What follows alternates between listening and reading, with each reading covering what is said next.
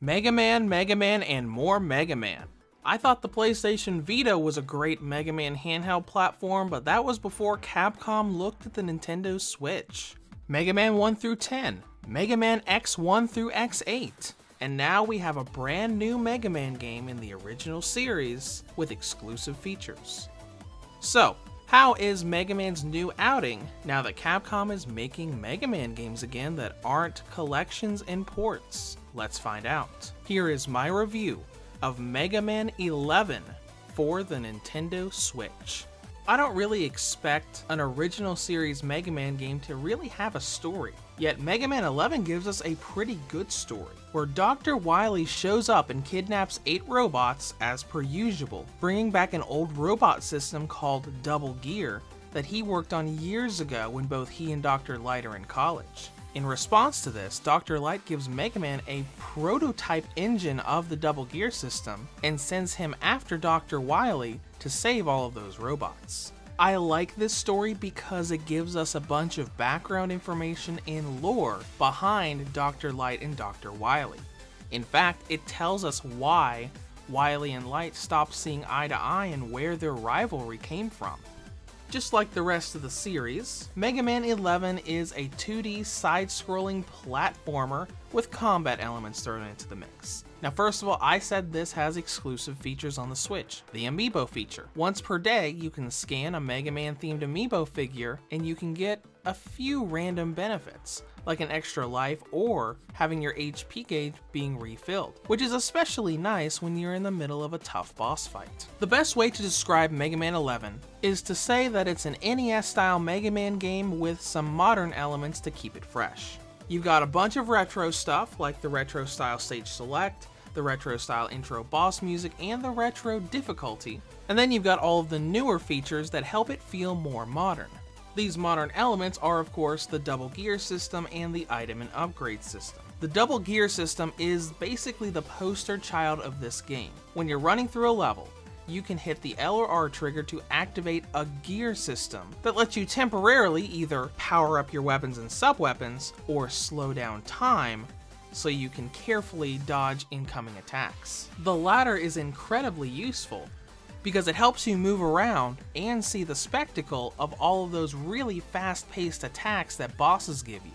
Now the item and upgrade feature is basically a currency shop system, not that different from Mega Man X8's shop system. The basics is that you collect bolts as you go through each level, and when you're back at the base at Dr. Light's lab, you can buy either items that are one-time uses like energy tanks and spike protectors, or permanent upgrades that you can equip, like a more powerful charge shot, and increasing the probability of health drops from enemies. In this way, it's an original Mega Man game, but it feels kind of like a Mega Man X game because you're constantly getting upgrades, making things that much easier. And believe you me, you will want to make things as easy for yourself as you can. Because as modern as this game looks, this is not a modern Mega Man game.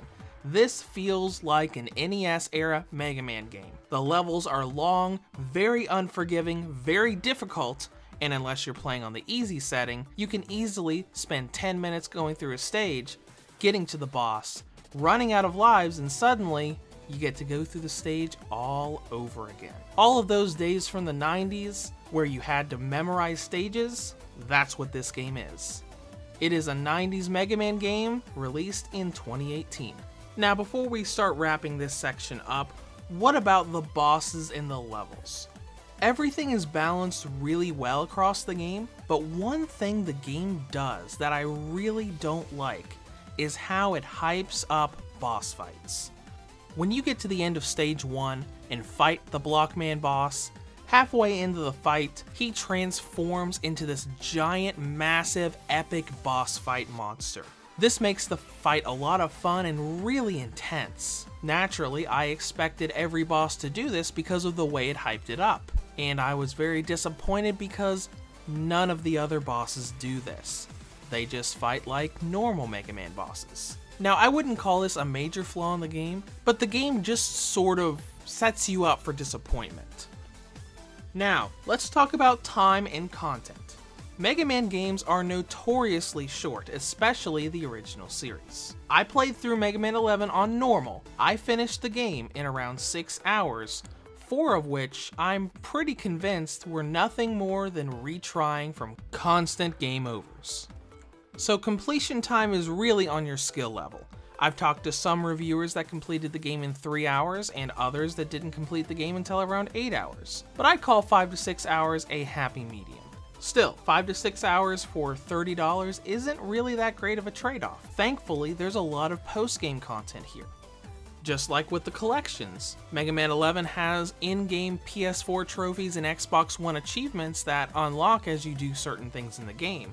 But more importantly is Challenge Mode, which gives you a lot of different things to do in different ways. Some of the challenges have you going through all of the stages in the game under certain conditions, like time limitations, or encouraging you to not jump as often or not use certain weapons. And you've got other challenges that are outside of the main game, like specific challenge areas or a boss rush mode. But all in all, when you combine the main quest and all of these different challenges you can do, you've got a lot of content here. Now let's talk presentation. The visual style of this game I really like because it's 2.5D. It's a side-scroller with 3D graphics, like Mega Man X8 and Mega Man Maverick Hunter X. Now as far as the Switch version, all of the environments and effects look absolutely beautiful. There are a few small jagged edges on some of the models, but they're pretty hard to see. And I've got nothing but good things to say about performance. 60 frames per second in docked mode, 60 frames per second in handheld mode. Now let's get into battery life. Unlike Dragon Ball FighterZ, battery life did not differ between Mega Man 11's demo and its full game. Mega Man 11 has a battery range of 3 hours and 18 minutes on high settings, up to 4 hours and 11 minutes on low settings. I'd say this is pretty good. You're gonna get at least half of the game done on a single charge, all of it if you're really skilled. Now, in conclusion, Mega Man 11 is a good mix of NES-inspired level design and difficulty with some modern features to make it accessible to people that aren't just hardcore fans. Now, the retro difficulty does make the experience frustrating from time to time, and the way it hypes up boss fights only to disappoint you is really, well, disappointing. Still, this is a quality action platformer that any Mega Man fan is sure to enjoy. Reviews to Go rates Mega Man 11 for the Nintendo Switch a 9 out of 10. If you have any comments or questions, feel free to leave them below or head to the website at reviewstogo.com. Before I go, I just want to take a moment to thank all of my donators and patrons. I appreciate and use all donations that I receive to further both the quantity and quality of the content here on Reviews to Go. Thank you very much, and if any of you would like to donate, head over to patreon.com/reviewstogo, or if you'd rather do a one-time donation, head over to paypal.me/reviewstogo. Thanks again for watching the review. Have a great day.